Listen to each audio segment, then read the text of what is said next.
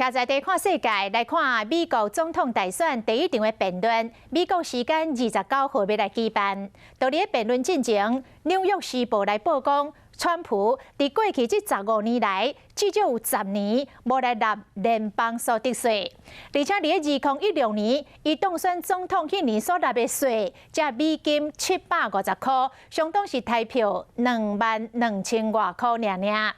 川普伫例行的记者会来宣布，讲这是假新闻，嘛怨叹国税局对伊真无友善。It's fake news. It's totally fake news. Made up, fake. 美国总统川普有够生气，伊指控媒体制作假新闻，讲伊有纳税。No, actually, I paid tax, and you'll see that as soon as my tax returns. It's under audit. 川普唔但讲伊有纳税，佮一直怨叹讲国税局对伊真无友善。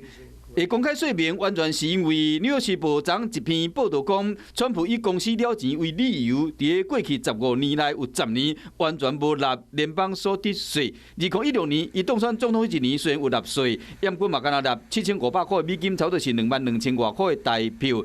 这一年来，川普拒绝公布伊纳税相关资料，已经引起争议。这摆总统大选辩论前，和《纽约时报》报出来，估计会变成辩论会中和对手攻击的焦点。I think my strongest asset, maybe by far, is my temperament. I have a winning temperament. I know how to win. 因为川普真够控制场面，再加上伊真够讲话，应该唔惊正面迎战。是讲川普在辩论的时常呢暴露出伊对政策无准备。拜登虽然讲对政策真了解，也毋过话真够讲定打去。若是川普针对这点伫辩论会时一直甲定，就惊讲拜登嘛无通啊硬去配。